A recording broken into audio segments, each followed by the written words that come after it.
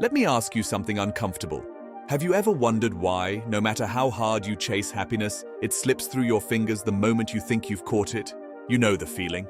That new phone, that promotion, that trip you've been dreaming of. It brings you joy for a week, maybe two. But soon, you're restless again, unsatisfied, asking yourself, what's next? And deep down, you start to suspect that maybe happiness isn't something you can actually hold on to.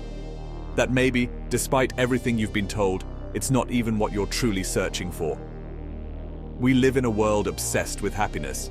Scroll through social media and you'll see endless smiles, perfect vacations, motivational quotes promising that joy is just one mindset shift away. But tell me, has any of that ever truly lasted? Psychologists call it the hedonic treadmill, the endless cycle where we adapt to every new pleasure, quickly returning to our baseline dissatisfaction. You think, once I get there, I'll be happy. But there keeps moving, always one step ahead. Nietzsche warned us about this over a century ago. He saw how the pursuit of pleasure, comfort, and shallow happiness weakens the human spirit. He who has a why to live, Nietzsche said, can bear almost any how. Happiness, he believed, is fleeting. Meaning is what sustains us, but meaning is harder. It demands suffering, it demands responsibility, and most of us would rather chase the sugar high of temporary joy than confront the deep hunger of the soul. Think about your own life. How many times have you said to yourself, if I just get that job, that relationship, that recognition, I'll finally be happy. And then you got it. For a while, you felt alive, until the emptiness crept back in, until the silence returned. Until you realized that what you thought was happiness was only distraction. It's a cruel game, isn't it? And yet we play it willingly. Why? Because the alternative terrifies us. Facing the truth that happiness may never arrive the way we expect it to. That we might spend our lives chasing a mirage in the desert, only to collapse in exhaustion before ever reaching the oasis. Philosophers have wrestled with this for centuries. Plato believed true fulfillment lies not in fleeting pleasures, but in the pursuit of truth and virtue, the higher forms beyond the cave's shadows. Augustine, centuries later, confessed that the human heart will remain restless until it finds something greater than itself, something eternal. And in the 20th century, Viktor Frankl, a man who survived the hell of Auschwitz, taught us something radical. Happiness cannot be pursued. It must ensue. When we dedicate ourselves to a cause greater than pleasure, greater than ourselves. Frankl wrote, "Happiness is like laughter. It must happen as a side effect. You cannot command it." But let's step into the modern world. You and I, we've been conditioned to believe happiness is a product, something we can buy, measure, compare, that if others are posting their joy online, we must be doing something wrong if ours doesn't look the same. This is not just psychology, this is economics. The entire machinery of consumerism depends on your unhappiness, on keeping you restless, on convincing you that happiness is always just one purchase away. Machiavelli understood the mechanics of power centuries ago. People are easier to control when they are chasing desires, distracted by illusions. Today, our rulers are not kings or princes. They are corporations, algorithms, the invisible hands feeding us constant cravings. And so, happiness has become a carrot dangled in front of us, keeping us running on the treadmill, exhausted yet never arriving. Here's a story. Imagine a man sitting by a river, thirsty.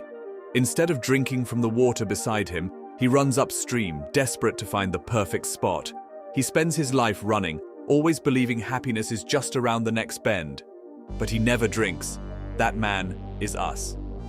Searching endlessly for the thing already flowing beneath our feet.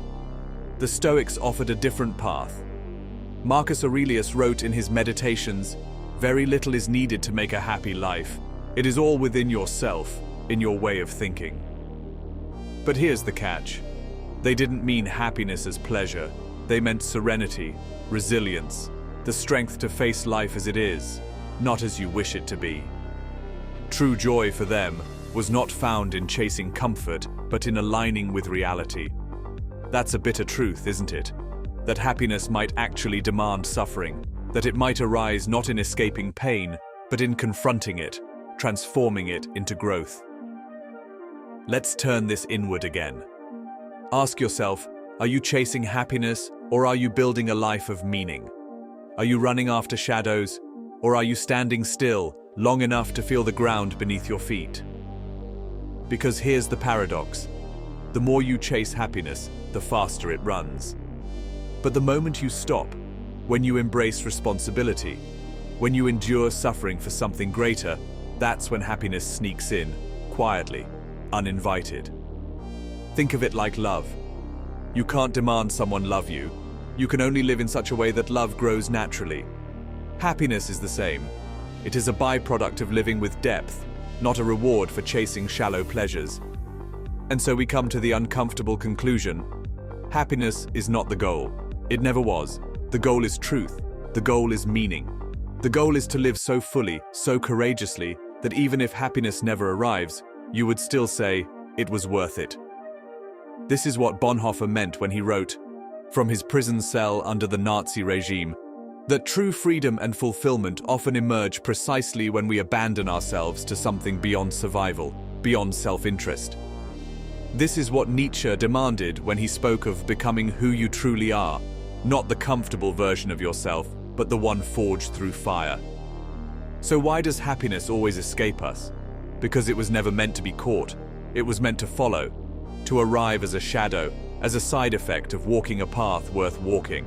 You cannot hold it, you cannot command it, but you can live in such a way that every so often, happiness chooses to sit beside you. And maybe that's enough. Because life is not about permanent happiness.